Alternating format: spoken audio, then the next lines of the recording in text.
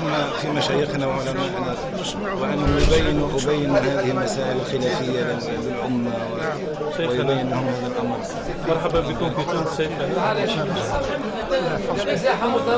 جمعية دعوة الإصلاح معي. الله يثبتنا وإياكم ويحفظ بلادنا وبلادكم من كل سوء.